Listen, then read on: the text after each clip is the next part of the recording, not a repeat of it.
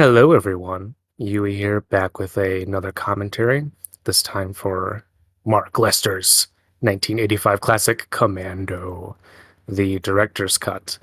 It's only difference about 1 minute, I think, but the 1 minute is just extra violence, so we had to do it. I got Chase in here. Chase on, say Hello. hello. Yes, and we're going to do a little bit of a countdown. You can follow along with us by pressing play when we say go, or you can just listen to it as a podcast. Alrighty. Three, two, one, go. All right. Looking forward to this. Oh, 20th Century Fox. I miss it. I miss this logo. The bullshit new logo, it fucking sucks. I can't stand it. 20th Century Studios, get out of here. Yeah, no, no. She'll always be a 20th Century Fox, as Jim Morrison said. Oh, it's a great song. I love how quickly this movie gets to it. Like it Oh, has this this. is this is back in the day. You didn't fuck around. You started your movie off at a 10 and you went up from there. And I also love how, when it gets to, I'll say it when it gets to the actual first action bit, but no, this is good. This movie, there's a lot to talk about this movie, and despite of how seemingly simple it is, there's the ideology of it within the context of the 1980s, and then there's also just its place within just the trajectory of the American action movie, because Schwarzenegger had had a few starring roles before this, the first couple Conan movies, The Terminator, but I feel like this is the one that really established what I think people tend to think of when they think of an Arnold Schwarzenegger action movie. Like, you know what I mean? Well, this is the archetypal one in a way. It's almost as if he had to do this movie in order to solidify his uh his bona fides. Because I think a lot of this movie is in direct response to Stallone's First Blood. And it's and then I think just a great saga to talk about is the Stallone versus Schwarzenegger escalation war, much like the Cold War, where each of them was trying to top each other with the scale and the gratuity of their movies. And so you have like this and Oh First yeah. Blood Part 2 coming out in the same year, and they're just the most crazy, exaggerated, bonkers movies. Well, Stephen E. D'Souza says that the finale, when John Matrix raids the compound, wasn't quite as extravagant in his final draft. But then Mark Lester saw a sneak preview of First Blood Part Two while they were making Commando, and he said, and I quote, "We need to have a bigger dick than Rambo." So he made there be way more dudes and way more kills in the final climax. Yeah, this is how people making movies in the 80s talked. This is the behind the scenes banter. Oh, Bill Duke in this movie is incredible. He's so good at everything. But I watched this as a kid. This and Predator, I was like, Bill Duke is the fucking man. He's so awesome. And then later I learned he was a director too. He's Yeah. just he's like he's such an underrated actor. Like just the deadpan way that he plays this. You know what I like about it best? The price. Yeah, it's just so silky smooth with his vocal delivery and just plays it so simple. Doesn't do a whole lot.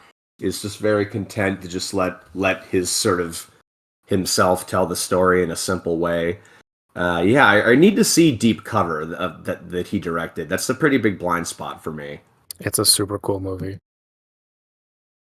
Yeah, it's like basically an American heroic bloodshed type movie. Like it has Oh, that same yeah. energy. It also feels adjacent to something like King of New York. Hell yeah, that sounds right up my alley.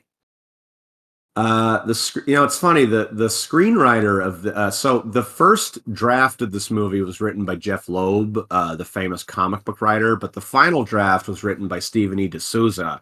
And as director oriented as I am in regards to cinema, his authorial voice should not be discounted, because if you look at the guy's screenwriting credits, like he really does span like some pretty important moments in like action genre movie history. Like he has a screenwriting, on 48 Hours. This Wait, movie. hold on. Look at this. Oh fuck yeah. This is just Eisenstein right here. We're just getting pure. unadulterated images that tell. Just Yeah, like immediately you would just understand what type of movie this is. It's just got these close-ups of Arnold's huge muscles carrying a chainsaw and a giant tree on his shoulder.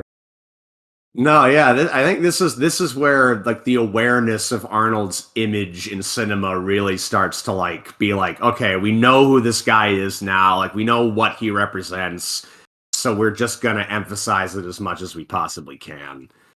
Uh, I think he And said, and in the background you've got and the, the James Horner steel drums that he uses in like all of his scores.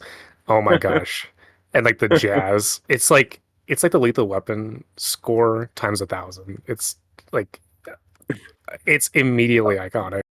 I love the rabbit running through his wild spirit running through the brush. That's right. This is an all-American man.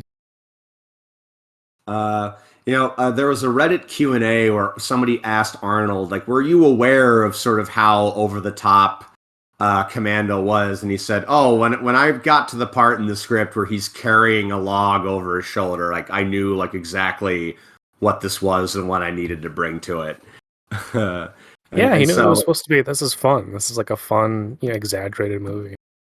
and I also got to say, like, Arnold was somebody who people like to diss a lot, like as an actor, like, oh, like he's just like a terrible actor. But like, look, he may like have his limitations, but I think he knows how effective he can be within them and has really tailored like his screen energy to like suit his strengths in a way that I find really, really intelligent.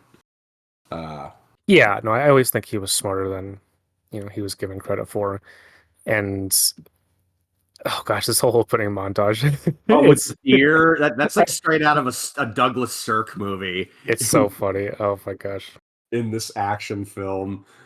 But like, there's a lot of times in this movie because like some of the fun one-liners, like there's a couple time where he milks it, but a lot of the time he kind of just like says it very like he'll say these funny one-liners in like a very simple, almost throwaway kind of way, which I think is again a sign of like you said of a certain intelligence, like knowing that you don't have to like sort of overdo it. You can just kind of like throw the line away casually, and it's just funny that way because it just doesn't feel as forced. Like I think he's smart. He makes smart choices. Right. So Stevie D'Souza, I'm gonna give you this. Die Hard, Die Hard 2, Running Man, Commando, 48 Hours, Judge Dredd, Beverly Hills Cop 3. We don't talk about that one. Street Fighter, Hudson Knockoff. Hawk, Ricochet. Fucking, he made a movie. He he wrote a movie about the Spirit. Okay, I didn't even know this.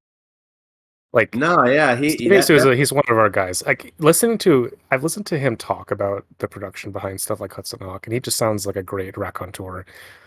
He's yeah, he just seems like a real like one of these insider screenwriter guys who just has a bajillion stories, and he's very funny. And something that I find really interesting about him as a screenwriter is that so he wrote this and then he also wrote Die Hard. And it's funny because you compare the two movies that he both wrote, and they both encapsulate different eras and different approaches to action. Because Commando is all about the elite action hero, the superhuman action hero who can just mow down people and, like, he's just an unstoppable force, very 80s. And then Die Hard establishes what was like the trend for the next several years, which was ordinary guy, uses his wits, gets fucked up in the process. Like, so it's the same guy, like, encapsulates two different eras of action. Yes, you're very right. I love it when he's having lunch with his daughter. He's just eating like a big sandwich. And he says, when rock and roll came to East Germany, the communists said it was subversive. Maybe they were right. It's so good. I just watched this movie that's kind of like riffing on the whole Elvis mythology, and man, it's crazy. Like it really was. It's hard to express. Like I don't think there's equivalent cultural phenomenon today. I mean, maybe Taylor Swift, but even then. No, yeah. I mean, you look at footage of like young women fainting at the sight of like Elvis and the Beatles, like, and it's like that's beyond like fandom. That's like a form of like religious fervor uh, around those figures. So now this whole thing with like the Colonel coming to meet him, it's like this and yeah, like the First Blood and Escape from New York. There's a certain type of like a movie formula, movie structure that Kojima just milked for all it's worth in every single Metal Gear game. I mean, like this is like the plot of this movie is very close to the plot of some Metal Gears, where it's like, "I need you, John. You're the best." I mean, his name is John Matrix, you know, and, and I love the absurdity. Like this big man, this big Austrian man, he comes out and he fucking he takes his gun by sneaking up behind him, silent and smooth. Like how? But it's great. It's you just buy it. You just buy it. Because he just he knows how to use that body. It's not the size of the Right. body, it's how you use it. Right, right. I mean, wasn't there a story in Conan where his muscles were actually too big and he had to like bulk down a little bit because otherwise he Yeah. couldn't swing his sword? Yeah, he had to slim down to do the stunts. Oh, speaking of stunts, I do want to give a shout out to one of the many, many stuntmen on this movie was a family friend of mine growing up by the name of Oh, Bob for Yerke. real? Yeah, Yo. Bob Yerkes. He just passed away. He was 92 years old. Uh, he had been a stuntman in Hollywood for a long time, since the 40s, mostly uncredited until the 70s. He was a great guy. He was known for being a dude who, if you wanted to get into stunts, like, and you were moving to Hollywood, and if you were really good and dedicated, he would let you like stay at his place if you didn't have any money or didn't have any place to stay, and like he would like help you out with practice and stuff. He was a Bob really great Harris? guy. Bob Yerkes. Bob Yerkes. Let me look him up real quick. Yeah, shout out to him. Fucking legend. I see him right here. Oh my gosh, he's in so many movies. Back to the Future, Return of the Jedi, Magnolia, Psycho 2, Psycho 3. Yeah, I think he, Albert Pune's Sword and Sorcerer. Okay, so this guy, this is some good shit. Yeah, I think shout his out to last, him. Rest in peace, a legend. yeah, I think his last credit was like in 2014 when he was like 80 years old. So, yeah, I know. There's a photo of him when he's like 70, like holding up two like fully grown people on his shoulders. Like, the dude stayed. Holy shit. Yeah.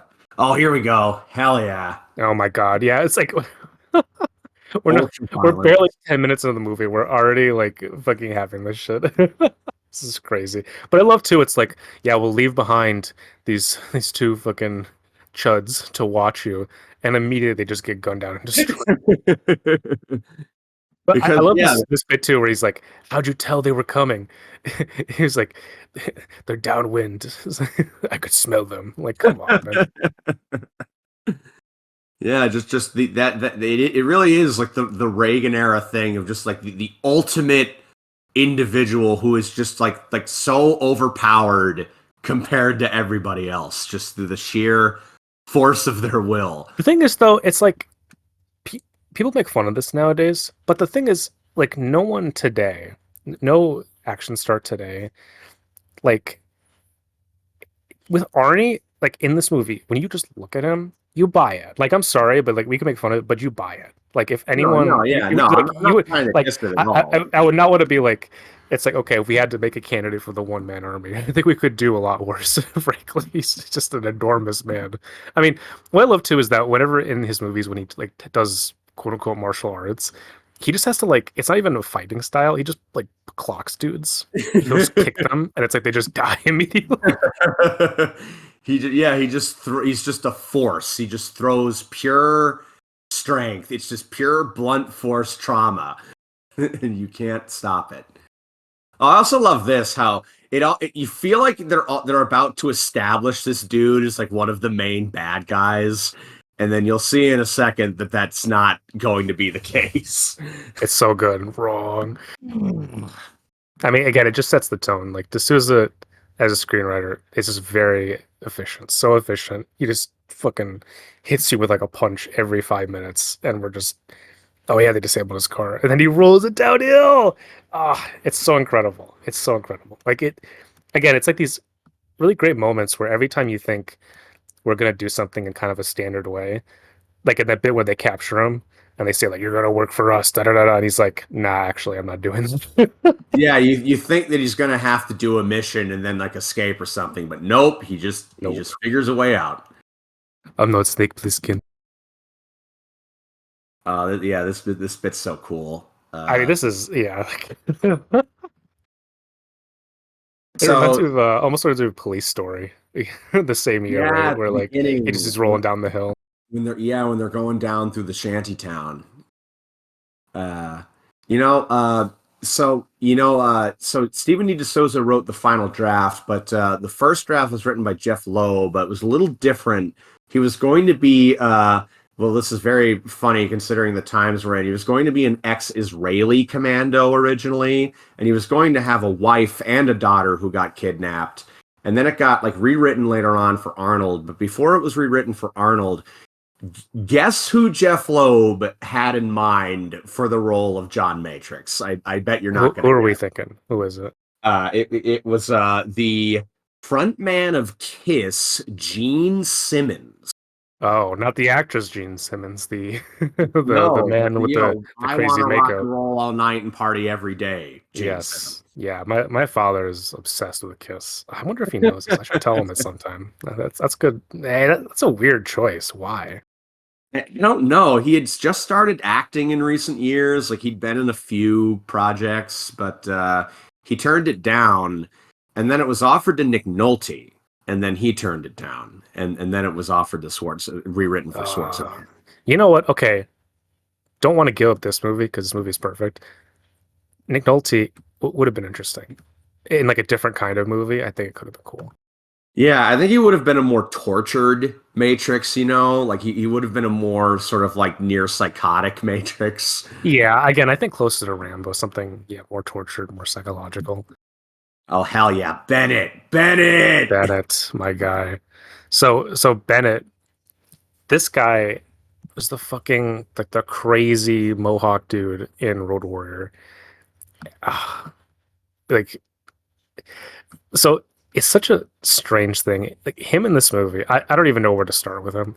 It's just he just feels like a man not from this time, not from any time.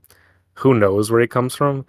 He's just like I can imagine. Okay, as a kid, you know what I thought? Because I would watch this movie and I'd watch Predator all the time, and because they both had Arnie being like a commando dude and being like, and both of them had Bill Duke in them, and because like in Predator, I don't think you see what happens to Bill Duke, or like it's like off screen or something. As a kid, I developed this thought that Commando was a sequel to Predator. Like when he got home from fighting the Predator, then Commando happened, and like Bennett was like a part of his squad, right? Because like this movie takes place where like he's kind of not retired, but he's just like he's like he's back at his home, and all his old buddies are getting killed, right? So I thought like, oh, these are guys a part of the squad who like weren't in Predator, and now they want revenge, and it's like. But as a kid, you come up with all these things that don't actually exist, but like it kind of made sense when I was thinking about the film. And so I was like, oh my God, Bennett, he was like, yes, you got everyone killed, and now I have to team up and kidnap you and your daughter. And he's turned evil. And yeah, his was just his whole outfit. Because he feels like a guy who would be a part of that commando squad in Predator, doesn't he? Yeah, absolutely. No, yeah, absolutely. No, his just whole aesthetic is so strange, and like the fake chainmail that he has over his vest. Again, Like, it's a very 80s thing. yeah, and also, he was a last minute replacement too. This actor, like last minute. The original, Yeah, Ryan Walls. I think it was Wings Hauser, if you know him. Uh, do you know Wings Hauser? Oh, I heard the name. It's not coming to mind. He's in a movie called Vice Squad, which is maybe the sleaziest '80s exploitation movie that there Oh, is. well, that's saying something. No, I think it's pretty good, but it is intense. But he's really good in it. But apparently he just wasn't working. so they brought in Vernon Wells at the last minute. And I also love how he is the antagonist of Matrix, and Arnold is like this like hulking bodybuilder Ubermenk, and like Vernon Wells just looks like a guy who like drinks beer after work watching football. I Like, don't even think he looks that bad. I think he looks like pretty fine, but compared to Arnie, like anyone would seem small, I feel. How much are they paying you, Bennett? I love this shit. He's like, I told him I'd do it for nothing. It's such a great bad guy thing. I'm not even getting paid. do we ever get like specific details about what Matrix did to Bennett, or why he or No, I don't think so. At least not that I remember. I'll be back, Bennett. Yeah, is this the origin of I'll be back? No, wait, hold on. I'll be back was in Terminator. That was the first one, yeah, right? so they're already being self-referential about Yeah. Schwarzenegger's image this early on after like Terminator. So here we also one of his like escorts, David Patrick Kelly from the Warriors. I think Oh, he's I love also in 48 Hours. Is he? I know Let me he's in a tell you. lot of stuff. Uh, I know Yeah, he's one of the he's in the John Wicks, he's in the Crow. He's in Flags of Our Fathers. What? he's one of the evil Horn brothers in Twin Peaks. He's Yeah, Benjamin Horn's he is in brother in 48 there. Hours. Oh, he's also in K-Pax. All right. Adventures of Ford Fairlane. Yeah, he's like a D'Souza guy. Interesting. Oh, just quick digression about just K-Pax. There was a Red Robin restaurant near me. For some reason, it has had a poster of K-Pax in the restaurant for like 25 years. Oh, I need to make a pilgrimage there. Just to pay attention to the K-Pax poster. Oh shit, that's funny. Yeah, David Patrick Kelly, he always plays some fucking shit heel in movies. He's just one of these guys where you're like, this son of a bitch. Well, He's he's just just so sort of smug got and like evil. the perfect voice for it, you know? He just Yeah. sort of sounds Oh, yes. slimy. Oh my God, like the pattern for the seats on this plane. Oh my God, it's like a magic eye painting or something. I love this Heavy's fashion style, by the way. He's dressed like Don Johnson in Miami Vice. I was thinking Miami Vice too.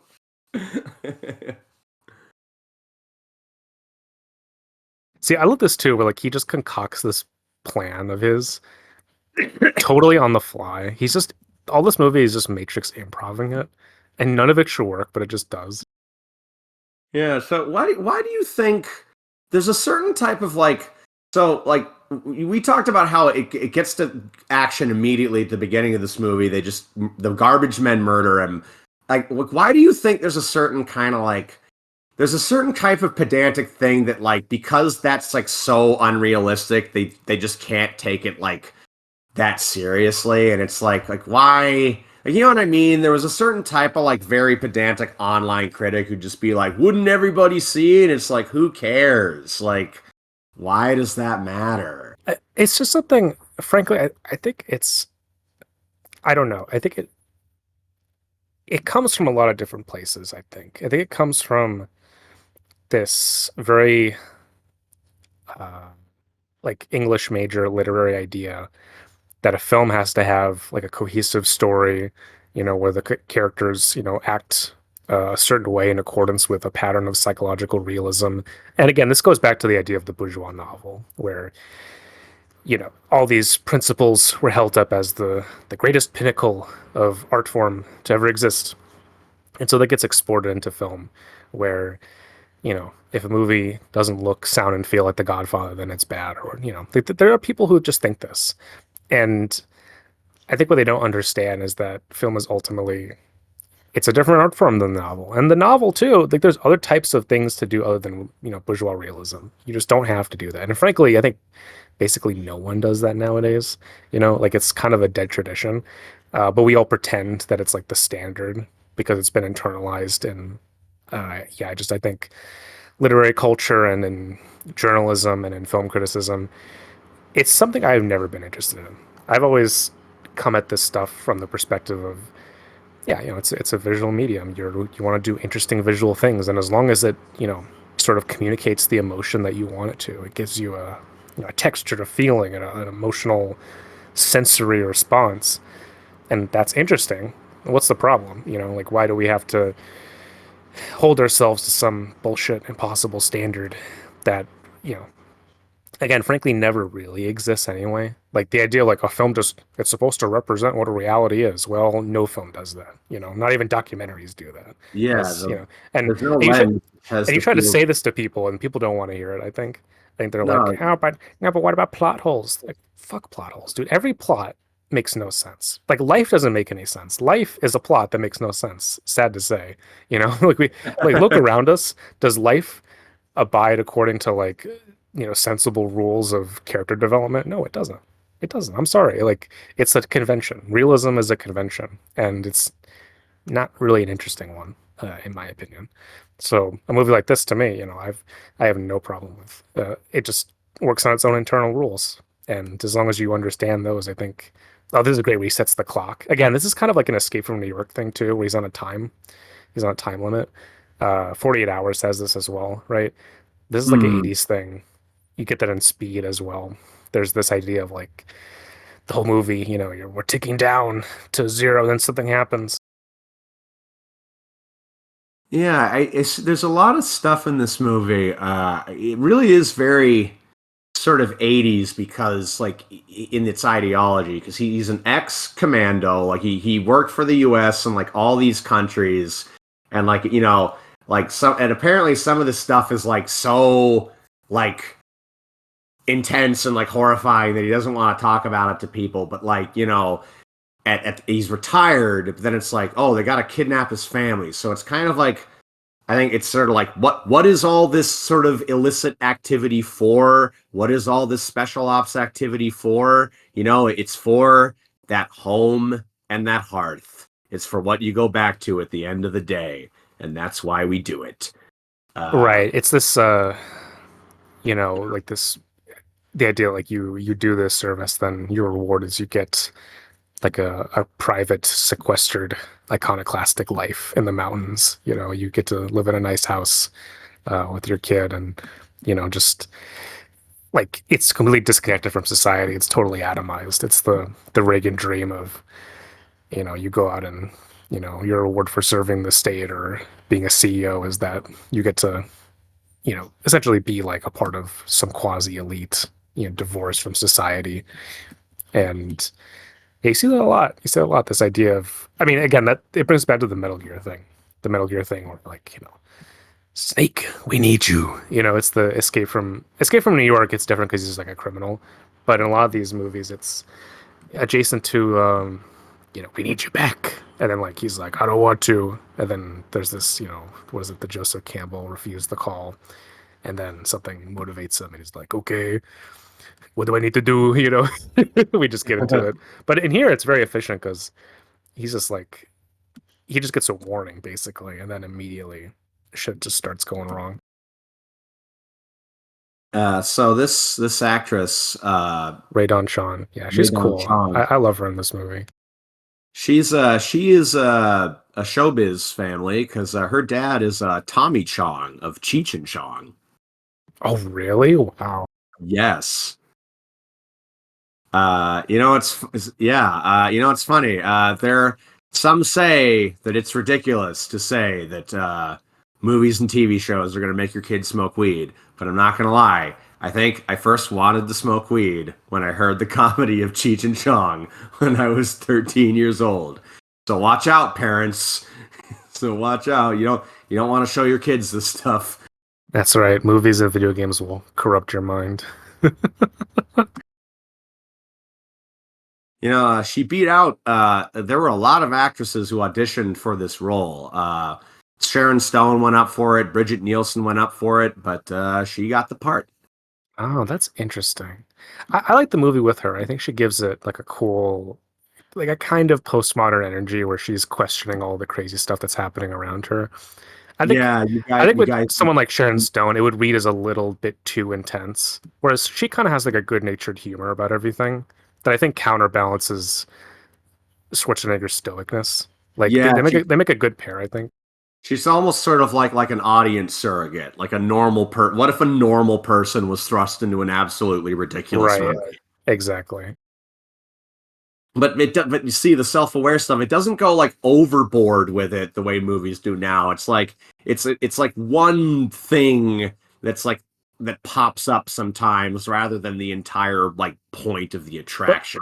also it's limited to one character, right? Whereas I think nowadays the whole movie is constructed with that attitude where everyone talks like that. I mean, it's the Joss Whedon problem. It's where everyone has the same voice and they all talk from the same point of view, even if they're different characters, which, you know, I mean, you want to talk about fucking bourgeois realism. I mean, that's the kind of like contrived nonsense that I do fucking hate, where it's like everyone's smarmy and everyone's an epic, ironic jokester. Whereas here, you have one character who's like that, and so it gives the movie, I think, some breathing room, right? So you're not stuck with a monolithic sense of seriousness. I love this. He's so big that he just like rips out the fucking seat from her car. I don't. I imagine it'd be pretty uncomfortable to ride in a car like this without a seat. Yeah. Oh, I had to do that for this awful uh like non-union movie that I did in Louisiana. There was a stunt car that they made us drive to a location a couple times because they didn't have, you're supposed to have somebody to drive a stunt car, not the actors. And like it didn't have like a seat in the back. I was just sitting on a bunch of like metal objects. Oh, that's And, rough. and then the worst part of that was when they made us drive it to a location and then a Louisiana rainstorm came down. And then we found out while we were driving on the freeway that the fucking windshield wipers didn't work. Yeah, not ideal. No, that I, fucking sucked. We we I, we actually did. We actually like got mad at the director after that. We were like, "Yo, you yeah, can't have us be doing that stuff." Like, so like, yeah, no, I would get pissed too. I love this this bit where she's like, "Don't take this as anything offensive, but are you gonna kill me or something?" He's like, "No." yeah, just always got to be polite, no matter what.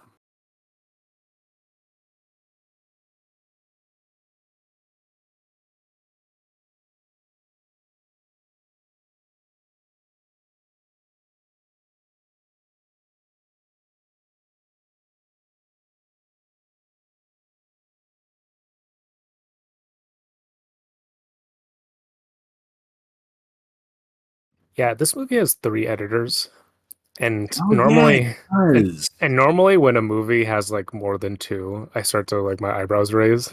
And I start to think like, we have some problems here. Although it compares nothing like today, where now movies have like five or six editors, which is the most insane thing to me.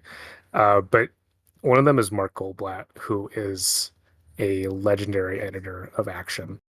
And I Yeah, think I think you were talking about auteurism. I think this movie, I think Mark Lester, he's got a serviceable direction, but I think ultimately like everything comes together from different parts and makes this what it is. And so Mark Goldblatt, he edits. He's a big, he works with James Cameron a lot. Terminator, Terminator 2, Armageddon, True Lies, Starship Troopers, Bad Boys 2, Rambo Part 2, Super Mario Brothers, Last Boy Scout, Nightbreed, Triple X, State of the Union, and believe it or not, the Paul Schrader Exorcist movie. oh yeah, so Dominion. so yeah, he's one of these guys where like he just knows how to edit action. And Yeah, he later directed, I think. He directed Dead Heat and he directed the Dolph Lundgren Punisher movie, which seems adjacent to this, and I need to see that again because I remember thinking it was pretty good. wait, which one again? The Dolph Lundgren Punisher film from the Oh, 80s. oh yeah, yeah. That has a cult following. People like that one. I think But it's probably like the second best Punisher movie, right? yeah, isn't it Warzone the one that people like really like? Yeah, Warzone's the good one. That's like it's got some just crazy over the top violence in it, like truly grotesque, just awful stuff, but it's glorious. Then the Thomas Jane one is it's a little bit boring. It's a little bit dull. Yeah, I'm looking at the heads of department on Commando, and like a lot of these people have their fair share of like action credits. Like the DP did Too Fast, Too Furious, Rush Hour 2, Strange Days, The Snyder Dawn of the Dead, um, Oh, okay. Red Heat. Another 48 Hours, Extreme Prejudice. Oh, Extreme Prejudice. Now that's a fucking movie. I need to see that one. That sounds right Yes, up. you do. Yes, I'm gonna give you homework. Watch it, not just you, the viewer, listener Well, too. it has one of Watch my favorite watch descriptions. Extreme Prejudice. It has one of my favorite descriptions of a movie ever, where John Milius said, "I wanted to write the right-wing equivalent of a Costa Gavras film," Yeah, which is a typical John Milius utterance. which sounds amazing. You know what? I would love to. I don't know if this mall that they're in still exists. I would love to go there someday because I assume it's in LA. Because most of this movie is shot in LA, and then they Yeah, went to like it's the some fucking Sherman Oaks island, I think. Galleria. It's still around. I imagine it looks really different from what it looked like then, but like Yeah. Well, I would this like to go there and just take some pictures and compare it. yeah, the Sherman Oaks Galleria is still around. So I love this bit where the rent-a-cop is like, "Want to see me kick some ass?" you know what's something I've noticed about a lot of these like action movies? What a weird contradiction about a lot of these action movies is that like they're based around the idea of like the righteous individual who has to do this sort of like justice thing, and they're justified in doing it, and they have to face all these obstacles. Oftentimes they're an authority figure themselves, like a cop or an ex-cop or an ex-commando, but on their journey to do the righteous thing, oftentimes they have to like fight other sort of like authority figures like cops or security guards, but like that's sort of justified in like the greater good. And that's a tension that I find very interesting. Like you know what I mean? Like in terms of like ideology and stuff. Yes, totally. Yeah, I mean, it's again goes back to this Reaganite idea of we got to cut through all this red tape. You're stopping me from, pursuing justice. I mean, even going back to Dirty Harry, right? That was that whole movie's thesis. And that movie was very influential on essentially every action movie to come afterwards, where, the in the pursuit of the ultimate justice, you gotta do what you have to do, even if it means breaking the law and breaking some bones. And yeah, so oh my god, Yeah. oh, but he's just fucking he's leaping throughout this mall. Yeah, it's like there's some, He takes this like fucking crazy Art Deco phone booth and he just starts shaking it. and then he picks it up. This I is think with like a crazy. grown man in it, that'd be like 400 pounds. This is truly crazy. He throws off all War! these guys. A few of them die in this movie. That Oh, one that dude guard actually. falling. He's not gonna Oh, make it. did you see Oh the crotch gosh. shot in that? That was so good. Oh my God. See, like Yeah, the again, back fist to the face, this and such then sharp editing. Very good. Very good stuff. reverse back fist to the crotch. That was awesome. And then he pulls the arm forward and knocks out another guy. Oh, I love this where he knocks over the dude.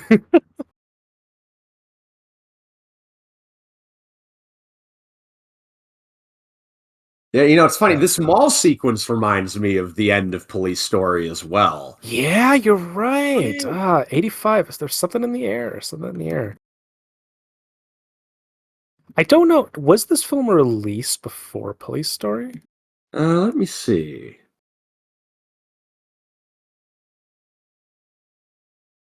Whoa, same year. Yeah, 85. I don't know if it was in terms of the time of the year, but Yeah, because those Hong Kong movies had such a quick turnaround. I do wonder if someone saw this and was like, "Hey, like we can go here and do this thing." That could have happened. Not saying that it did, or that like that Jackie Chan could have come up with stuff on his own, but it is. Yeah, now that you point it out, it's an eerie coincidence.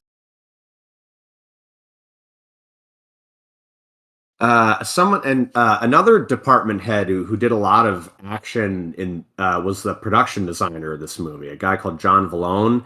He also has credits as a production designer on Predator, Die Hard 2, 48 Hours, Southern Comfort, Streets of Fire, Bad Boys, the first one, and Red Heat and Cliffhanger. Oh, So okay. he's got his share of action credits as well.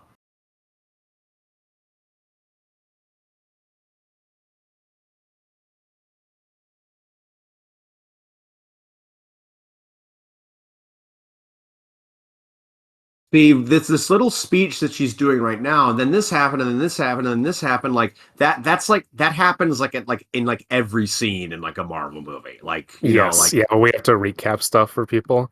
I mean, here it's just, it just becomes a gag because we're moving so fast that like she's unable to play catch up. Nowadays, though, you have that for like second screen purposes, which is complete crap. If you're folding laundry or whatever, I need to tell you what the plot was for the last 10 minutes.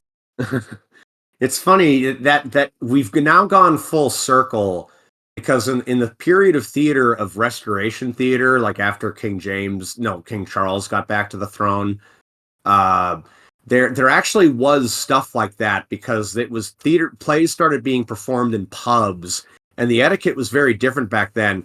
It was pretty normal for like the high class patrons to like get up and leave in the middle of a show and then come back later. So they would have like expository speeches recapping what happened in the play for the sake of like people who had gone out and come back later. Yeah, well, I think, yeah, that theatrical aspect, I think that existed in cinema probably up until, I don't know, like the 70s or the 80s. I think it's totally different now because I don't know anyone who just comes in halfway through a movie. But yeah, it almost reminds me of film serials, where they have the recaps at the beginning. Yeah. Last time on the Treasure of Mystery Island. It's funny you mentioned serials because I recently I saw the UCLA Film and Television Archive had a screening of a prints of the entire original Flash Gordon serial, the first one, and that is an example of a prototype sort of superhuman hero because Buster Crabbe in that movie, he was an Olympic swimmer, very very athletic. So he's kind of like a proto Arnold in that, like just super strong, just beats up. Like there's a bit where he gets into a fight with like some sort of like alien king of an underwater kingdom, and he's like, I have never been defeated in hand-to-hand combat, and he's just got like a beer belly and stick arms, and then you Hell see yeah, like dude. Buster Crabbe, who's like this Olympian. There's a bit in that movie. Oh wait, we can't miss this one We liner. can't miss this. Yeah, one of the all-time great one-liners in any action movie. But you won't. Remember when I promised to kill you last? I lied. I Louis also stands like there and watches him fall. because I think in a bit she asked him where'd she go, and he just goes, "I let him go." So I I like how he's know. trying It's to we shield. have a double one. We have to. It's like a hat and a hat. We have to like have a double one liner. And he also wants to shield her from like the darker aspects of his quest. Like I don't want to Where let you he's a know. psychopath. Yeah. I want to let you know that I just dropped a dude over a ledge. Yeah. Oh God, some of the things he does in this movie, it reminds me of the speaking of the Punisher. You ever played that Punisher video game from the 2000s? No, I saw clips from it, like when you could Oh kill a my guy with a gosh. rhino. It's some of the most demented shit. Like I played that when I was fucking 10 years old. I should have never played that because it is just it is like like some of the stuff they have in that is absolutely psychotic and crazy. And you're like, how did you guys come up with this? Was everyone just in the game design room, workshopping like what is the most crazy way we could torture someone? Like again, it is a product of that era of like torture porn cinema and French extremity and like I don't know this weird uh like post 9/11 fascination with the idea of yes necessary torture. It was crazy. He doesn't really do anything like that here, but it that bit where he dropped him, it did remind me of like some stuff in that game where the Punisher will be dangling a guy over a pit of sharks or piranhas. We need to bring back piranhas, man. When was the last time that you saw a fucking piranha pit in a movie? Yeah, that's a trope that's just like antiquated now. Oh wait, if I made an action movie, oh, I would love to do I something like didn't mean that. That's bad. the fun stuff. I meant it just doesn't appear anymore. That's what I meant by antiquated. Like you Yeah. just Well, don't it's see it. it's some proper Indiana Jones shit. It's like just pure. It's like quicksand, you know? It's something that no one has encountered in real life. Like a pit of piranhas that are just aching for human flesh to consume.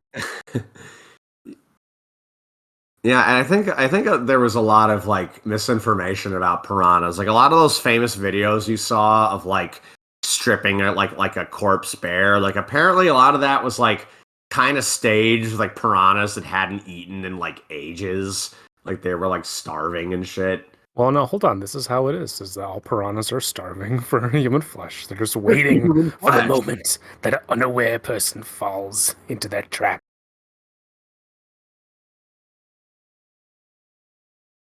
Alyssa Milano, 12 years old here. She, after this movie, Commando apparently was pretty big in Japan, and she recorded a couple of J-pop albums while Oh, she was for a real? teenager. That's so Yeah, cool. and apparently they were successful too. Good for But her. yeah, she decided that she wanted to just make movies and TV shows.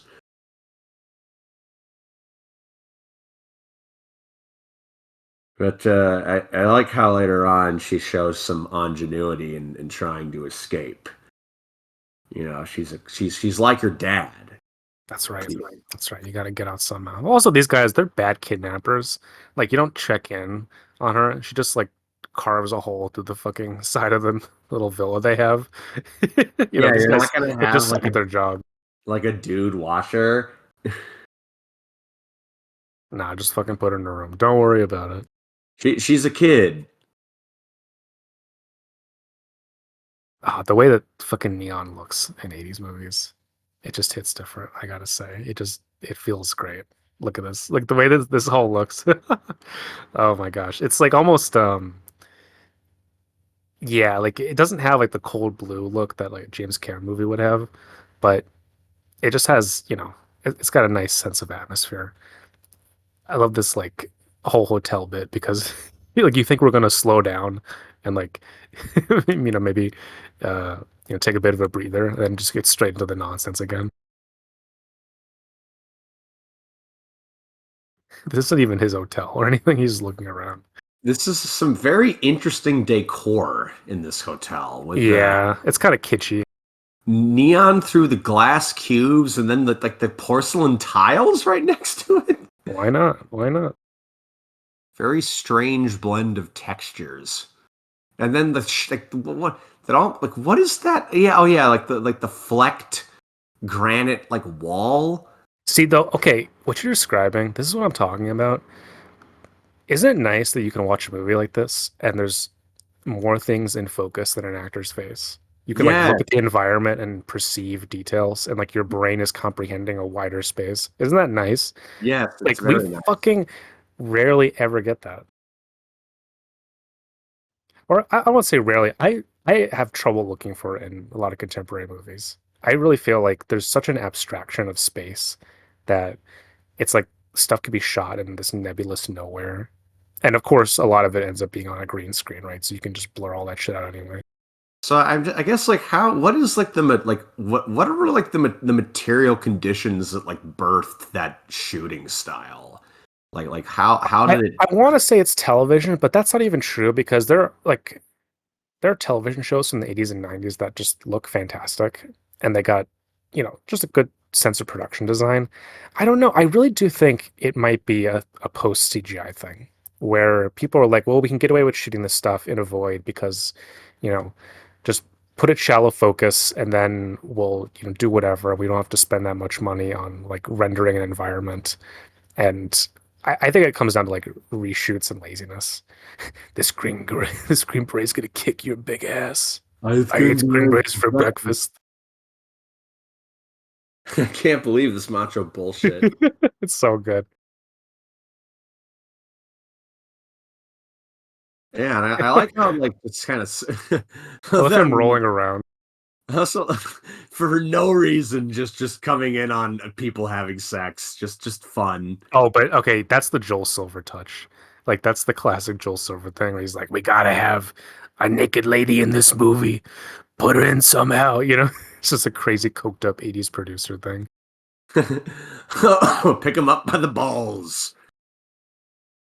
Oh man, he's fucking him It's up in brutal. this. Yeah, Arnold's done like multiple crotch shots in this movie. Oh shit.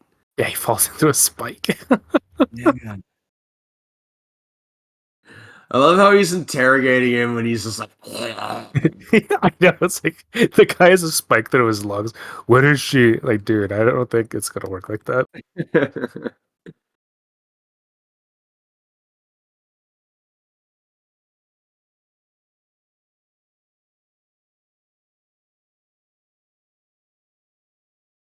Arnold, I wish you'd come back and do another movie. I'd like to see you on the big Oh. screen again. And a good movie too. I wish that he would just hand himself over to some interesting director.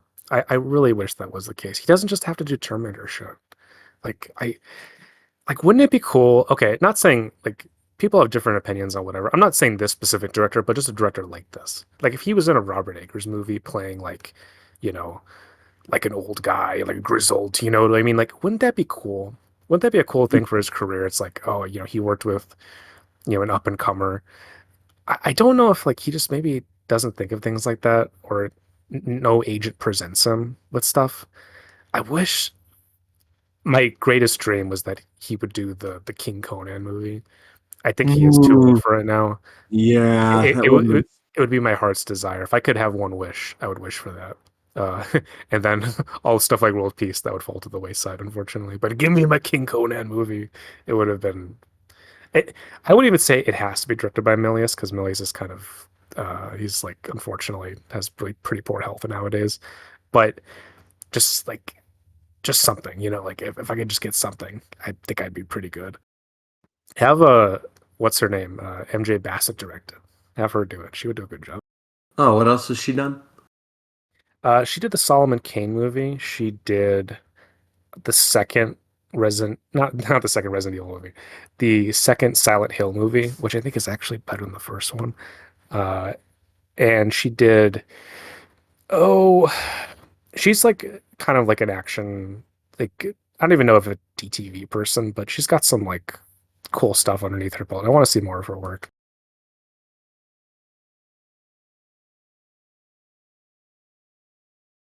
Yeah, this is like a video game thing too, where like you're infiltrating the enemy lair. It's just like a bunch of dudes, like just a bunch of bad guys all in one warehouse. Like this is like the drug warehouse from RoboCop, where he comes in, he just starts gunning down everyone. Oh God, yeah, the idea of Arnold, it's like Sneaking around. again, this is very Metal Gear. It's just him, Espe- this huge man ducking Especially behind when he things. just ripped off a chunk of sheet metal on like a sheet metal structure, Don't you worry, no one know, hears that shit. which would create so much noise. But like, okay, this shit too. It's like we're in the middle of Los Angeles, and somehow there's this like weapons factory for a foreign army. They're just all here, like polishing their cannons and shit. It's because, Yoy, people choose not to see That's what's right. right in front of them. It's just like they live. Wake up! Wake up, sheeple. I know. This is almost a bit adjacent to the whole like JFK Bay of Pigs stuff. You got blowback. Another ball shot. I know he's always getting people in the nuts. It's his move. It's an effective move. Yeah, it's smart. Yeah, no, there's no shame in it when you're just out for killing. It just dispatches them quickly. He's efficient. It's just a fun fact that there's an unproduced screenplay that Steven DeSouza had for Arnold. But I guess it sounds very Last Action Hero esque. It was called Critics' Choice, where he plays a movie star who has to team up with his harshest movie critic in a life or death situation. Oh my God, this sounds like the most Steven E. D'Souza thing imaginable. I wonder who would have. I'd watch it. I wonder who would have played the critic. Like who would have been Oh, a who good would? choice. I'm trying to think. When was it written? Uh, I'm not sure. I think he wrote it like 90s. He said that like because I think he said maybe when Arnold is finished with politics, I'll write it. So I'm thinking like probably 90s, which was when he was still regularly making like action movies. Like he kind of stopped in the first few years of the 2000s before he well actually no, he did Terminator 3, so never mind. But like so I'm thinking like 90s or early 2000s at the latest was when this was written. Mm, Not okay. Yeah, not a terrible idea. Really, you could do that with anything now. I feel like, can you imagine like Liam Neeson being in that type of movie? Pretty good. yeah. You could definitely see Liam Neeson doing that or like Oh, and also Liam Neeson, like Taken is basically a remake of this movie. but way more self-serious. Like Well, yeah, because it's grim. What is it in that movie? It's like is it the Belarusian mafia or what the fuck is it? Like, there's like it's like evil Eastern Europeans. yeah, Uh, it's evil Eastern Europeans and like but I it's like think their Armenians, clients I think. It's like yes, those evil Armenians. They're gonna kidnap your daughter. but I think some of their clients are like Middle Eastern and stuff, so it's a whole hodgepodge of you know undesirables according to the worldview of late Bush era action movies. That's right. And it just takes one loving, shitty American dad to break up this whole corrupt scandal. Now, Because it okay, did God, this is like a child wrote this. He just takes a fucking construction vehicle, breaks into a fucking a military surplus store. It just takes everything. It's so video gamey. It's so like I need to break in here to get more items type shit. very Grand Theft Auto. Yes, absolutely. But like again, watch this as a kid. Yeah, this is like catnip. You're like, yeah, let's go. But it's for the ultimate justice because like you know there's always like whatever you do there's always a higher justice which like transcends norms you know in these movies and Yeah, like yeah, you can basically do everything. Well, that's the interesting thing too. You look at this, there's like a consumerist aspect to this too. It's like I need to get my gear, my items. There's like a fetishization. We see that in the montage later, where it's like you have to get all the stuff. You need to get things, and like you're not buying it here, obviously, but it's like this notion of, give me X, Y, and Z off of the whatever. I think about Night of the Comet, that movie. Have you seen that? no my it's one of my friend's favorites he's been Oh, recommending that to me it's a for a while. classic. Definitely, it's got a similar energy to this kind of scene where it's an apocalypse, and then these teenagers are just going around to their usual haunts, and it's like, oh yeah, we could just take stuff. Like it's yeah. There's that. Uh, Again, we have the mall too before, but now it's like, oh, I want to get the rocket launcher. It's like, you're just in a candy shop and you're just picking stuff up. You know it's just Yeah, you see all this, like he's just grabbing things off the shelf, and he's got the shopping cart too. yeah it's tools make the man you That's know right. it's what you do with these objects that gets you what you want and does the and I get love this too. Like just the worst cops ever. It's like, man, my guy has been in there for like 2 hours shopping, and and they're like, now we showed up. Also, you just see how quick this is. Oh my God. Like this is shot in such a lightning fast way. Like there's no wasting poise time. between any shot. Everything is just the most ruthlessly efficient. I mean, this movie's But like now 91 minutes. It's crazy. this is the point where even the ordinary person who's not the superhuman starts to take violent action for the sake of That's the greater right. justice. Like they're inspired, you know, by this quest for the greater justice that they realize their own potential for, you know, like righteous retribution. Oh, look, he got the wet streets too. I love that shit. Oh hell yeah! You know, it makes helps make lighting easier when you got the reflection in the water drops. Exactly. My thing is, if I ever make a movie like this, which I probably won't, but if like just anything with action, I'm just gonna like, yeah, I'm gonna be like, guys, in the budget, we need to buy a hose and just hook it up to a fucking fire hydrant, just spray down a straight. We'll be good. Like, there's, it just makes things better inherently. Oh, I love this where she fires it backwards. Hey, everybody's got a first time. Oh my God. Can you imagine though? Like, okay, trying to fire this thing. like it while not knowing what you're doing. It's so dangerous. It's so dangerous. Hell yeah. It's a nice little action shot. And something that I think is interesting about this movie is that like it's like a great action movie, but like it doesn't really it's sort of like this thing where it's like a B movie, but with higher budget and production values than most B movies would like get. Like it's very much in a tradition of just like crank them out, like you said, lightning fast, very efficient, like Well, just taking. it's very pulpy, but I think this is an underrated aspect of these 80s films is that they weren't, they're very economical. They're very compact and breathless, and they just go, go, go. And I think someone would, criticize that, be like, this is music video slickness bullshit. There's some merit to that, I think, with some of the lesser movies that just rely on like, freneticism, right? But I don't know. You look at this, I think it is well put together. It's considered. And I think it is also people, again, the filmmakers, everyone involved, they're having fun. They know that, like, okay, this is a crazy, bombastic movie. Let's make it to the best of our ability and let's, just try to like be entertaining. And I would take that and this nowadays compared to like, I don't know, it's like like these huge epic action movies that are, you know, 2 hours and 20 minutes long. It's like, it's just so full of bullshit. And you don't No, even give yeah. it. There's no sense of, pace or uh, enjoyment really. It's just stuff. You're just being given stuff, and or even worse, quote unquote content. Uh, and it's like all of them want to be epics. They want to have that epic scope, but they don't know what it means to earn that scope. And so you get this half malformed, faux epic structure.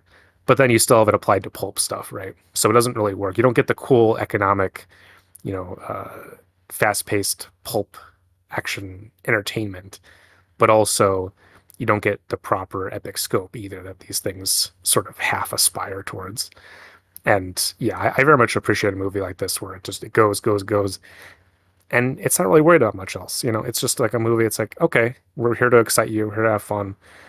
That's the easy contract. Like I think I admire that sort of modesty, which I think is easy to underrate. It's easy to look at this and say, oh, it's cheesy. Oh, it's corny. Oh, it's bullshit. But like, if you were making a movie and you could do something like this, I think there's no shame in that whatsoever. Like what, like, give me this over the bloated bullshit. I don't want that bloated stuff. I want this. Yeah, they used to make movies like these all the time, and they just Oh, don't. every single, like, there'd be like 15 of them a year. Yeah, now there's none. Well, Not maybe sometimes not none. Yeah, once in that's a the while you get yeah. like a DTV version of this. Uh, but even then, like, as much as I love stuff like the Mission Impossibles and the John Wicks, again, like they're huge epics, more or less now. And you get again one of them every couple years. It's different. It's a different thing.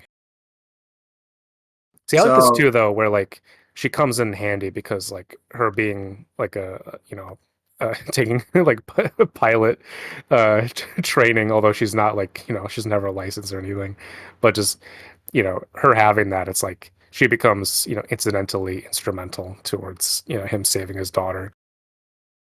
there was originally in the script there was going to be a sex scene between her character and Arnold, and it was supposed to happen during this flight, but Rae Dawn Chong turned it down because she was like, one, I felt like, when there's like a time limit like they have, that's people aren't really in the mood to be frisky when they're running low on time. And two, who would be flying the plane? Which Yeah, I think are that's both a good point. very solid objections to I doing don't this, know. Yeah, did autopilot exist this time? I don't know if it did. especially for like a boat plane like that, like Yeah, a definitely not. small So one. we got Bill Paxton here as the radio operator. I Yeah, didn't realize this until years later, but yep, it's him. yeah, pretty small He's kind part. of shot like it's a Tony Scott movie. Mm. Yeah, that bit in the communications room had a very Tony Scott-esque sort of lighting to it. Yeah, though, to your point, I actually like that in this movie, there's not this idea we need to force a romance when we don't need it. Like, I think there's nowadays a lot of discourse about, the sexlessness and the non-eroticism of modern cinema in America. But also, I think there is a principle where, you don't want to be, I don't want to say this, like exploitative or just like do stuff, for the sake of it, right? Yeah, Because, and so I think it's actually like pretty cool that Matrix and Cindy, like they're just friends, like they just become like friends and allies in this. And yeah, I think that like actually reads a lot better and has aged a lot better than like it's like, all right, we just met each other, but now it's like, oh, now we're in love. It's, it wouldn't really make sense with this movie because it moves so fast, like you said. And so, it's like even she knew that making the movie. yeah. No, I agree. I remember for growing up, like you never like it was pretty rare for like a lead man and woman in a genre movie to just like be like friends and respect each other and stuff. Like Yeah. Well, and I I have remember no problem with that stuff. Like yeah, I'm not too crazy about this. Like every movie needs to have like a crazy sex scene type thing. I mean, when they do exist, I think it's like, yeah, go for it. But I don't know, like not everything needs to fit a formula, in my opinion. no, I totally agree. And it's something that's something that was cool about Fury Road when that came out, is that they were just two people in a situation who helped each other out. Exactly, exactly. You're very right. And same thing with Furiosa too. Yeah, true. Yeah, that's right. It's funny. So you know how many? Because we're about to get to the big shoot 'em up climax. Schwarzenegger scores a total of 81 on-screen kills in this movie. Pretty good. Not too bad. I, Pretty insane. surely someone lists them somewhere. I wonder how many he does in Stallone does in Rambo 2. Oh, I imagine a ton. Didn't Yeah. that or three hold the record for a little bit for like most I on-screen think kills? definitely Rambo 3 because there's a whole section of the movie which is just it's like a G.I. Joe playset. We're just going around killing dudes. Fun. Arnold is very well known for playing practical jokes, as you can see in documentaries like Pumping Iron. Apparently, Vernon Wells, who's Bennett here, said one time he and his friends took all the jacks out from the back of his trailer, so when he sat on the couch, the whole trailer capsized. Oh, that's great.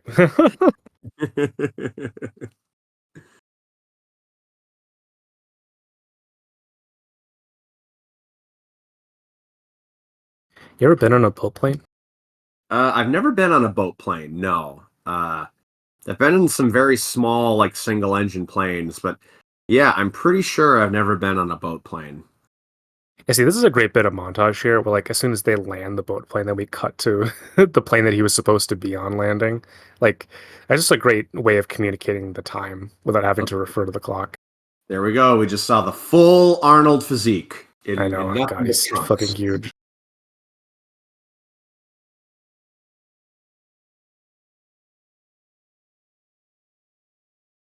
Ugh. Oh, I forgot to ask. Like, so what's your Arnold journey before we get to the Um, climax? Like, what's your relationship with him? my Arnold journey. Let me think.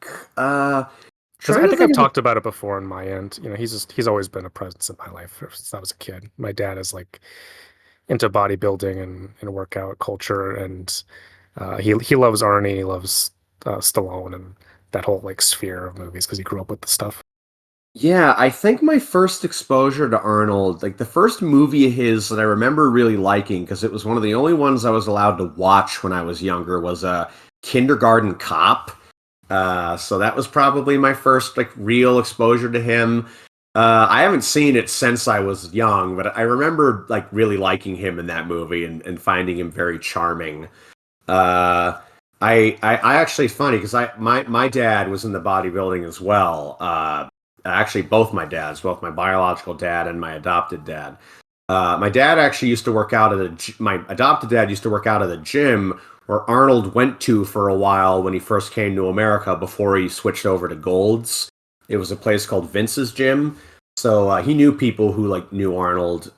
So he showed me Pumping Iron not long after I saw Kindergarten Cop, and I just found like his whole psychology in that movie very interesting. Like the whole when he was talking about like the psychology of like the appeal of living the bodybuilding lifestyle, and also just the head games he would play with Lou Ferrigno. If you've ever seen that movie, but he really tries Yes. to like get inside of his head and like Yeah, get he loves to character fuck with people. confidence. So I think those two things were my initial exposure to him, and then it wasn't until I was like in high school that I saw Terminator and Terminator 2 and Predator and Total Recall. But no, I've always been a fan of the guy. Uh, Yeah, me too. I think his run from Conan to True Lies, it's basically unimpeachable, you know? Just a lot of classics, working with a lot of great directors. And this, yeah, I think this is probably the quintessential, like the bedrock Arnie movie. If you had to show to someone to explain to them the Arnie appeal, just straight up undiluted, I think this would be that. yeah, I think the movies that Last Action Hero is making fun of is like Commando and the movies that were inspired by it. Yes, it's also making fun of like Lethal Weapon, I think, especially. It's got the like the Shane Black energy that he helped write that movie too.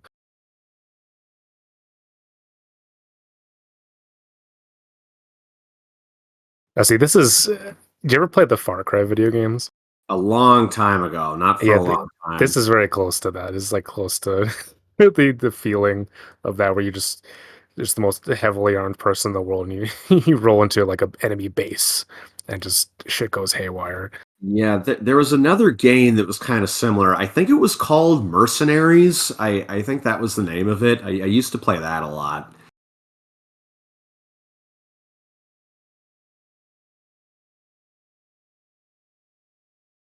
This is a nice house that he has. I would love to live in a place like this. I maybe not. I don't know. Maybe it's a lot to deal with, but the couches look very comfortable. I love all the hardwood stuff.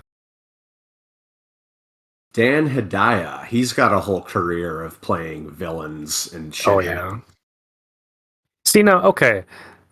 Like I will say this, compared to something like Rambo 2, where Stallone is just going around and he's just like, oh, total one man army. Like I'm just gonna fucking destroy everything. Like in this, like Arnie is like using tactics. You know, he's like putting explosives down. You know, he'll dodge stuff. It's not just like let me go around and like I'll get everyone. Like again, he's like taking a silent approach first. There is like a logic to it, you know, which I appreciate. It's not just this mindless, I just come with my machine gun and destroy everything. No, I always like it when people can put actual strategy into like an action movie. Like it's I always find it very Oh, this compelling. is great. He's got the fucking like the knife that shoots, the gun knife. It's like what the fuck? Yeah, Uh, I would say like how if there's not powder, how would you get the velocity for that? Just a spring? well, Is no, it just yeah, you see it is a spring loaded. Oh my god. oh These hell Michael yeah. Bay explosions. Hell yeah. How many I This is wonder my how many favorite they 80s must thing have where you had like film the explosion from multiple angles. I was gonna say they must have had like seven cameras on that. That's what you do. You have to do it. No, yeah. They Again, to only talk get about one Police shot. Story again. And in Police Story, like he films that final Oh no, the okay, thing where now he I'm falls thinking down the wall, yeah. like 10 cameras. Like I think there were like 10 different setups of that Oh explosion. yeah, you got to. Well, like Christopher McQuarrie talks about when they did the train stunt for Dead Reckoning, they had like 12 cameras that were just loaded up in, all kinds of places. You have to do it because you don't want to waste that footage. No. Peckinpah for the finale of the Wild Bunch was a big pioneer in that regard. He just had so many cameras for Yeah. that Well, thing. I think like he was definitely of a generation where you could afford to shoot that much. I think there was like a much faster and looser way of constructing movies than there was before. Like I know that George Stevens shot just bajillions of miles of footage for his movies. Mm. Oh. rocket Yeah, I got the launcher. fucking rocket launcher. It's like the most classic rocket launcher, just a big fucking The square tube. the box, yeah.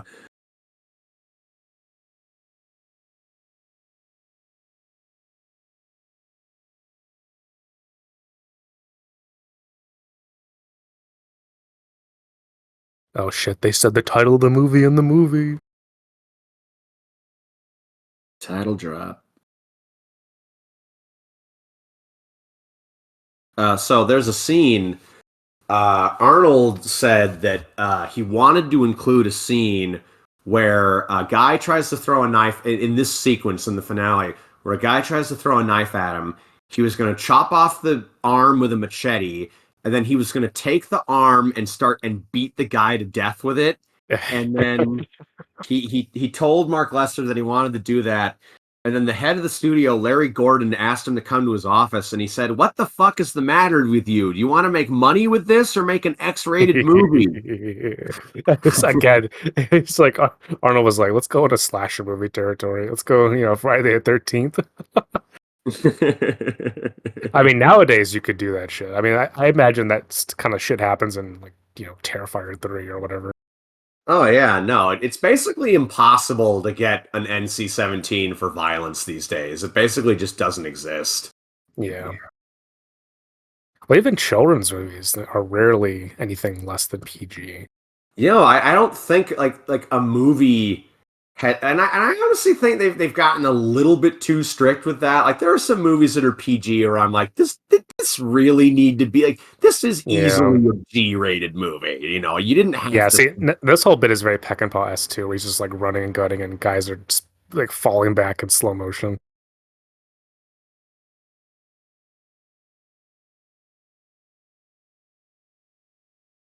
Oh, he's got some blood on him. He's got a Now I little gotta bit of. change tactics. Oh yeah, this is probably Yeah, my now favorite. the garden shit. This Yeah. is peak cinema. This is what cinema was invented for. I just love the way the camera's looking around, and he's just like, "Okay, what do we got?" Oh, Oh get my my God, chest. he is ridiculously just taut. I mean, my man, he's just like chiseled out of pure granite. No, like even like bodybuilders all say that he's got like the best chest that like the sport ever saw. I love this bullshit. Okay, this nonsense where like all the bad guys just fire aimlessly into the shit.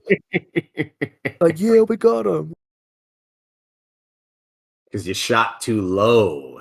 He was hanging up high. I also love how they tore holes in the concrete. Oh, dude, the saw blades. Again, this is slasher stuff right Yeah, I here. mean, yeah. So the studio head didn't want him to do the arm thing, but he just axed the guy in the crotch. So yeah, they have him cut off the arm, but he also wanted to beat him with it. Yeah. Uh, Oh my God, that's fucking like M60. Again, this just becomes the part of the commentary where you and I are just reacting to cool shit happening. it's hard not to. It's just so. Also, It's like, why does this mansion have like a crazy, like, underground, I don't know, like a boiler in like a facility? Like, what the yeah. fuck? Like, why does it have this industrial plant? Yeah, it's almost like it's running like a city, but Yeah. just for one house. Oh, it's funny. So Mark Lester came expanded the finale when he saw Rambo 2, and then originally he also wanted the fight between Bennett and Matrix to like Bennett was going to run away on a motorboat, Matrix was going to follow him, and they were going to have their knife fight on a beach that was full of landmines going off and naval ships launching shells at them. But they spent so much money on this part of the climax that they didn't have any more to spend on that, so they It just sounds kept. like a cool idea though. That reminds me of the end of Bad Boys 2, where like they're at Guantanamo and they fall into like the no man's land where they have all the landmines around them and they can't move anywhere. It's a cool idea for a fight. I wonder if anyone's done that whole bit in a movie. I would A like to see it. landmine duel. Yeah, that'd be sick. Can you imagine? It's like the ending of Mission Impossible 2, where they're on the beach, but it's all landmined. No, it's fun. Actually, that's a pretty big blind spot for me. I haven't seen MI2. Oh, check it out. It's good. It's I would yeah, just say like, as a genre movie, it's got some good set pieces in it. Really strong stuff. Yeah, Cruise is just out of his mind in that movie though. He's just he's like on another dimension. And I think he's always in another dimension. Yeah. I think he's a spaceman who came to Earth. See, look at this. Now we're in like neo-expressionist territory where there's steam everywhere and there's pipes and like what? Where does this come from? We're in a factory floor.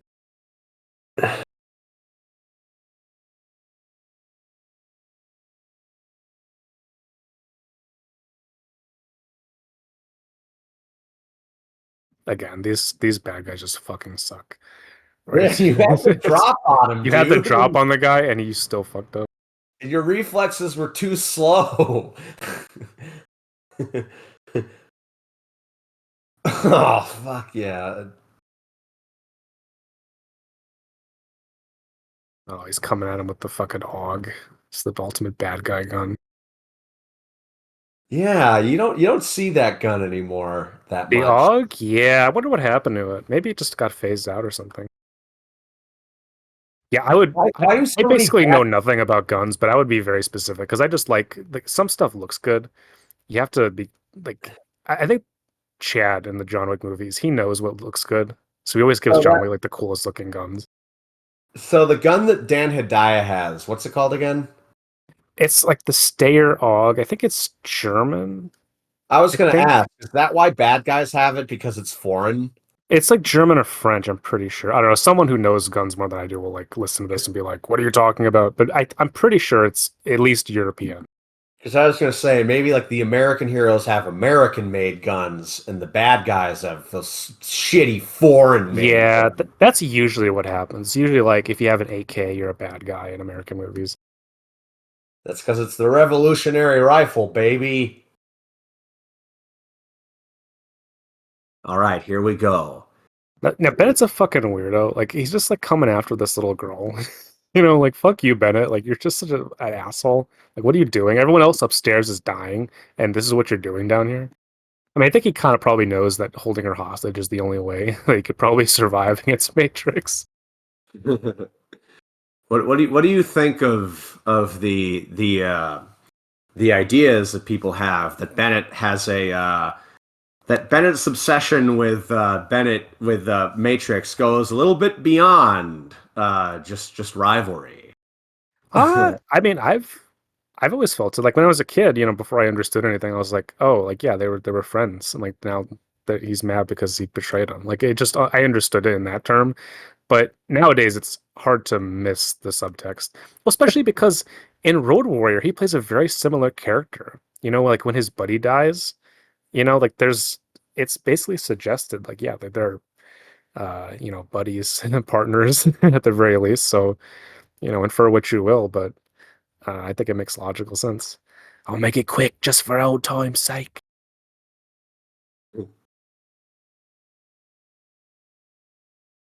It's See, but no, yeah, this is the most classic thing. I wish more movies would do this, where he's like, fuck your bullshit gun, fight me like a man. Like it's almost a logical thing, but it totally works. no, yeah, because the You want to idea put the is knife in me? Look me in the eyes, see what's going on in there. it's not enough to just eliminate your opponent. It's like you have to do it in a way that satisfies your status, like like your pride. Exactly. Well, again, but this is very homoerotic too, where you don't want to shoot with a gun, you want to stab me with your sharp knife. You want to get real close and personal. That's right. Yeah, but no, that whole conceit, like it goes way back to like Coriolanus. Like I don't know if you know that Shakespeare play, but like the Goth, who is Coriolanus's like rival, he has a very Bennett-esque like obsession with Coriolanus. Like there's a speech that he gives where he talks about like dreams that he has when he's like fighting with Coriolanus, and then he wakes up and he's not there. Yes. I like that we have a knife fight here. Knife fights are pretty uncommon in movies. They're not, you don't see them a Yeah, whole lot. especially in Western movies, like in like they're way more common in like Hong Kong and like and in like Korean films and stuff, like knives, like sticks, baseball Yeah. bats, hatchets. I love this bullshit. He's like, "You're getting old, John." It's like, no, he's not. What are you talking Yeah, about? look He's at huge. him. He's the best shape of his life. See, look at this. Like, I love how there's just this deep underground facility. Like, what is this place? They're just given a mythic quality with this like this diffuse misty light. I know. Look, there's a huge furnace. Yeah, what are they making in here? Be- Almost looks like a brewing factory. Yeah, or like a morgue. Oh, by the way, oh man, he if you were hitting with a pipe like that, you'd get fucked up. Oh yeah. The way he's hitting him in the ribs. Apparently, they actually did get injured during this fight scene because they just went Oh, at I it can so imagine. hard. Apparently, Schwarzenegger said that like at first when he met Vernon Wells, he wasn't convinced he could play the part. But the first scene that they did was when Bennett was holding a knife to his throat, and then Arnold was like, "No, he's got it. Like he's got the He does. intensity." He's very intense in this scene. Oh, he gets electrocuted. I forgot. But it doesn't kill him still. Like he keeps going. Again, this fight just goes on. This is like the fight at the end of MGS4. Just two guys just beating each other.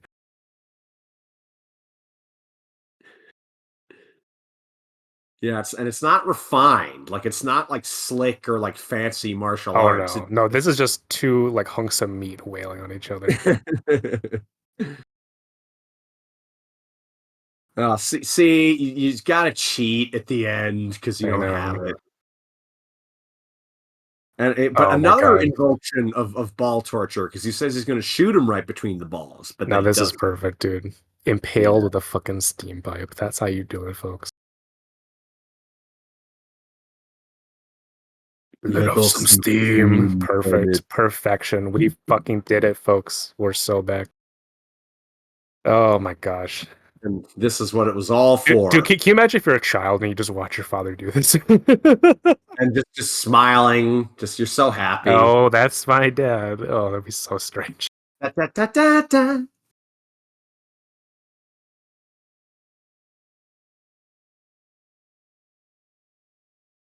There's And nothing 80s and 90s movies love more than helicopters. Just love a good helicopter. yeah, we don't do we see helicopters in movies as much, you think? Oh, we do, but it's usually some bullshit where like they're dropping off the CEO villain or whatever. You know what I'm talking about. It's not like Oh this. This is yeah. cool. Where like everyone gets on the beach and this is practical stuff. So he's Can you gonna imagine? be Like it's like he fucking walks out, everyone's dead, the place is on fire, and they're just like, like all these guys I were here to also fight a war, and now they have nothing to do. I also love how like in these movies when this is all done, you never have to be brought in for questioning. Like you No, never have to like be put on trial for extrajudicial no, justice. no, no. Don't worry. It's all covered. We understand. Didn't leave anything for us. Just bodies.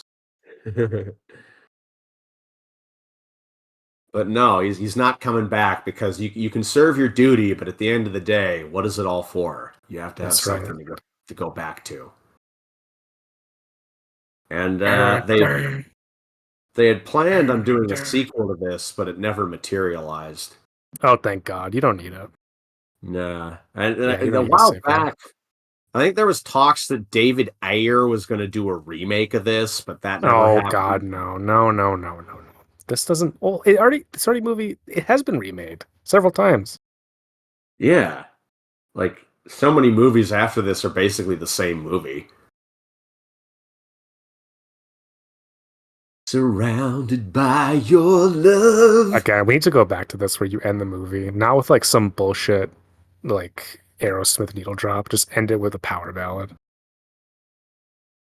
And No it's irony. so cheery and happy. That's right. All smiles. Like all these people just died. We overthrew like a a foreign coup. It's all good. Don't worry. Again, this is the ultimate American dream, though, is that you can go anywhere, do anything you want, and then you can just leave, and someone else will clean it all up for you. Somehow, someone. Who did the final song? Do you remember who did Oh, this we're about to song? see. But it'll be in the credits. Oh, Valverde. How could I forget? This is the Valverde. This is the Steven D'Souza thing where like he just always has Valverde as this country that bad guys come from in his movies. It's in Die Hard too. It's in a lot of his movies where like there's always this secret mention of Valverde.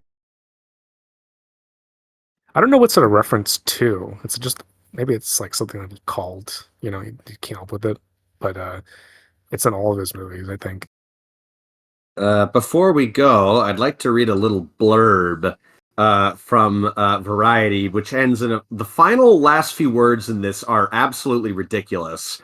Uh, while it's not in the class of Schwarzenegger's last hit, The Terminator, Commando is actually superior to Rambo First Blood Part 2 because of its deft mixture of humor and action, with most of the action brushed with humor, and its deliberate evasion of any political message. I don't Right. know about that last part, but Dude, I still really like the movie. living in the 80s was crazy, man. You could watch a movie like this and be like, yeah, don't worry about the politics. I mean, we didn't really discuss it, but like, oh my God, it's so much, like post Iran Contra, like blowback, It's like now these guys are coming after us after we threw them over in their country. But it was all worth it because at the end of the day, when you see that kid smiling at you at home and you come back to that hearth, you know. That's right. As long as I have my private comforts, fuck the world, basically, is the philosophy of most 80s films. There is no society, just individual families and their children, as Maggie That's right. Thatcher once said. I wonder what she thought of this movie. Do you think Reagan and Do I Thatcher think Margaret Thatcher watched this movie? No, I don't think so. do you think she would appreciate the ideology of it though? Performed by Power Station. Okay, never heard of that. I swear, some of these bands only exist for like these movies. God bless them. God thank them. Thank them for their service. Thank you, 80s bands. That's right. And thank you, Jason, for doing this with me. And thank you, listeners. That was Commando.